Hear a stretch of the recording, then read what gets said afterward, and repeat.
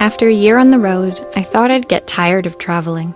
The endless clatter of railways, highways, and everything in between. But as my train pulled into the station at Bellariva, I felt every bit as excited as the first day of my journey. A whole year. It felt like a lifetime. The places I'd seen, the people I'd met, of course, the forgotten treasures I'd given a new lease of life along the way. I'm a restorer by trade. Bringing our most beloved possessions back to life is what I love to do. I'd been traveling for months, working my way from one town to the next, fixing everything from family heirlooms to VCRs. Bellariva was my chance to take a break. Unfortunately, that would have to wait until after I'd unpacked.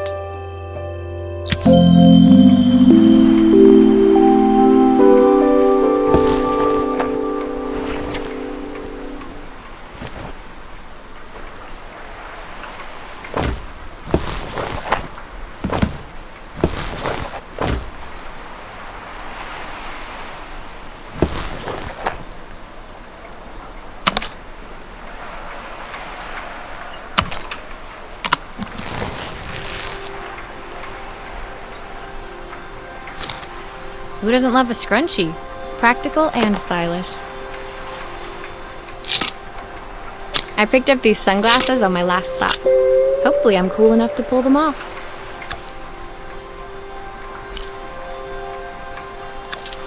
I saw a guitarist wearing these at a show once. Rock and roll repair woman, at your service.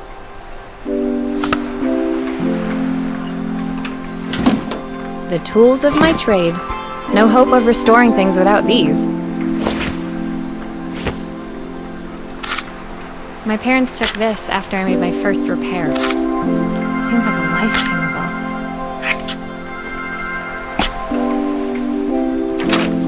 I'll hand these out once I'm settled in. Fingers crossed they get me some work.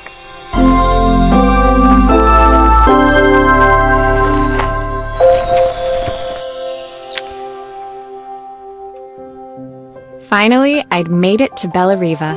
I'd come for the food festival, taking place in a few days' time. After living off TV dinners and instant ramen for the last few months, I was craving a decent meal. Of course, I'd need to earn enough money to pay for it, so I figured I'd head out the next day and find some work. My parents never wanted me to go. They wanted me to stay in their shop and have a simple, stationary life. I knew there was a world out there, beyond the four walls of our antique store, that I had to be a part of. I daydreamed constantly about the weird and wonderful places each of our antiques came from. I loved figuring out their stories, revealing the memories hidden beneath the screws and wires. My story in Bellariva began with a little girl, and a voice she was longing to hear.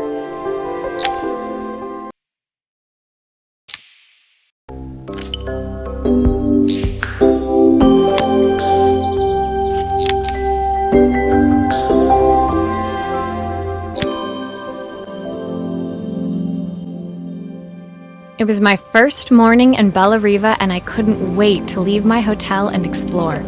It was a quiet town, its streets and alleyways basking peacefully in the hot morning sun. In the main square, meanwhile, preparations were underway for the festival in a few days' time. As I handed out my flyers, I wondered what the people of Bellariva would need me to fix. So far, everything here seemed perfect. I was starting to worry I'd made a mistake when I felt someone tapping me on the back. Hi, I'm Izzy. Do you know how to fix things? It was a little girl, maybe 7 years old, who must have gotten hold of one of my flyers. She rummaged around in her backpack until she hauled out a battered red cassette deck. My tape is broken and I can't make it work anymore. I tried to fix it myself, but there's this metal thing in the way. Can you try?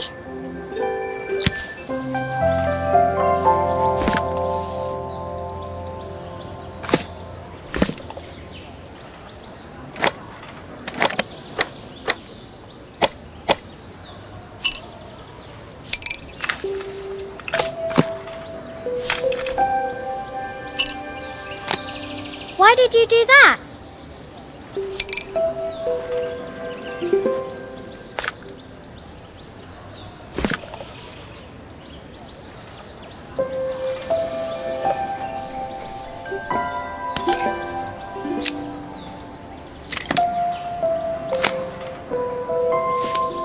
Aha!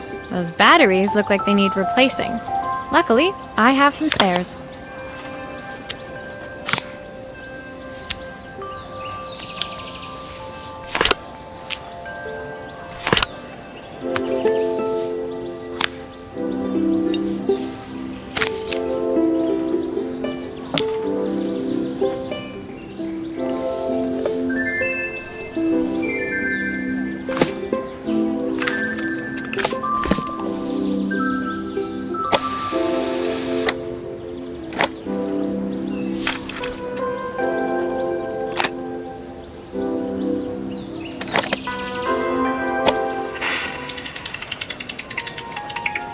Will you dream a dream for me? If I sit by your side and hold you so tight, know that I will always love you, even though we both know that we must say goodnight. Good night, my darling.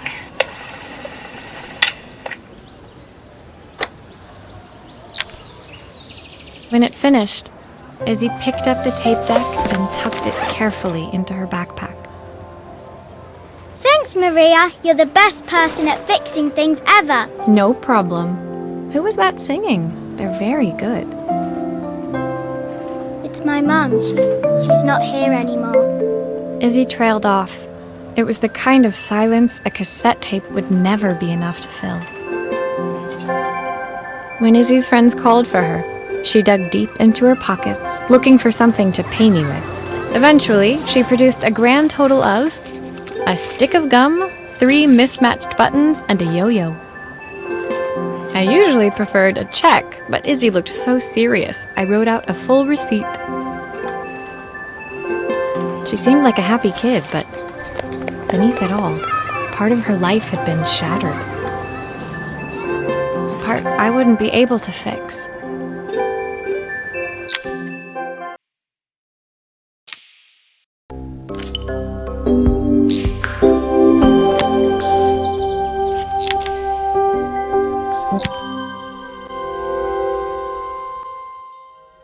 My first repair complete, I spent the rest of the day doing small jobs in and around the square. I was exhausted when I got back to my hotel and found a message asking me to make one more visit. The address led me to a quaint little house, a stone's throw from the beach. Bathed in the evening light, it looked beautiful, in spite of its flaking paintwork and chipped tiles. The front door was opened by a harried-looking man, still dressed from a long day at the office. Are you Maria? My name's Joseph. I'm Isabel's father. I'm so sorry she bothered you this morning. Please, come in. I'd like to settle up properly. On the mantelpiece, I saw the remains of a broken statue. Without thinking, I picked up a fragment. Ah, my father's statue. What's left of it, at least. Yet another way I'd have to... It survived 100 years in this family. But 5 minutes with Isabel and... Do you think you can salvage it?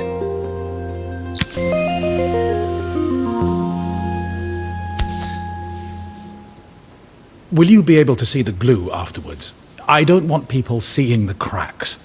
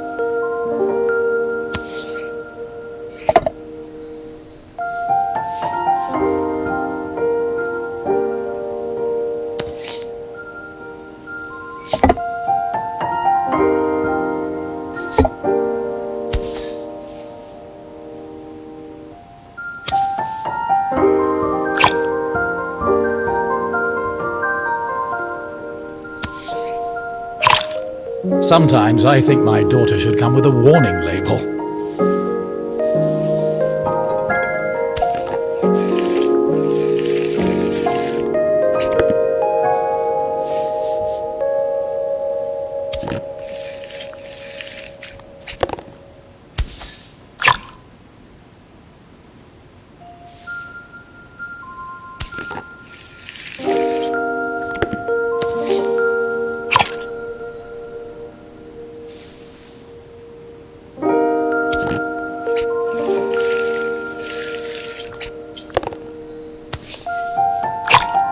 Is this glue really strong enough to hold everything together?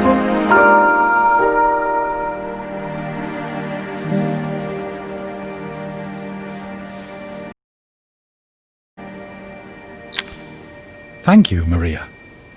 It looks as perfect as it ever did. My father wanted me to make something of myself. He didn't have time for anything. As Joseph put the statue back on the shelf, it nudged against the family portrait stood proudly next to it. So he was Bellariva's mayor. And that was Izzy's mom. They must both miss her so much. Sorry, I'm a little tired. I've been working late getting things sorted for the festival. There's only a few days to go. Looks like I'll be working late. Again? When I told my parents I wanted to leave, they always found an excuse to be busy, to avoid talking about it. I guess keeping themselves occupied was their way of pretending it wasn't happening.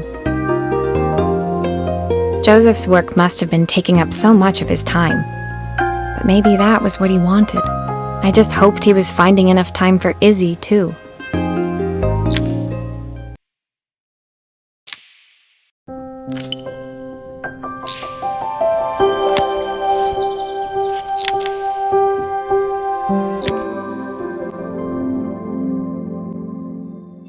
My second day in Bellariva dawned bright and clear. Another beautiful sunny morning. Walking into town, I passed cafes overflowing with customers cradling their morning coffees. I stopped, breathing in the smell of roasted coffee beans and freshly baked pastries. I was about to go inside when the owner of Carmen's, the cafe next door, stopped me. Hello, Maria? Were you here yesterday handing out flyers? I have a job for you. Her place was petite, tucked between its competitors as if hoping they wouldn't notice. Judging by the empty tables inside, though, her potential customers hadn't noticed it either. It's a bit slow today, but we're just getting started. I'm sure it'll pick up soon. As Carmen chatted, she walked over to the counter and returned with an old rotary phone. At least I've got plenty of time to practice my recipe for the festival. It's a new special I've been working on. I was hoping to call my sister for some, seasoning tips, but it won't connect. Can you see if you can figure out what's wrong?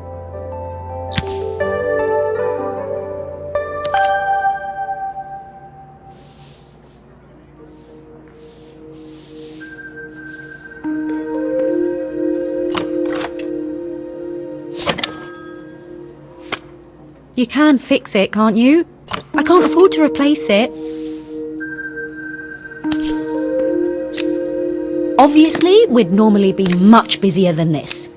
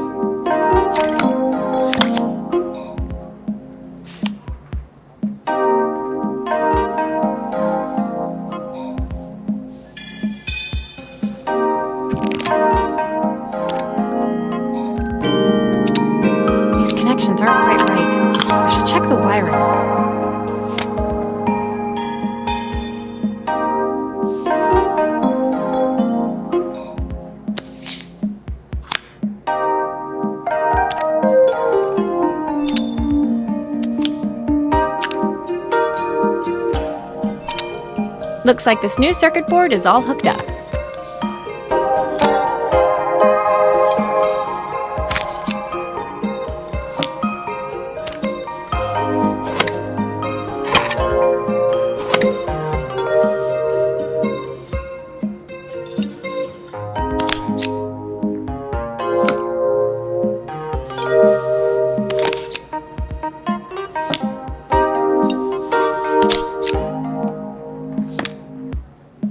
Still a few parts missing.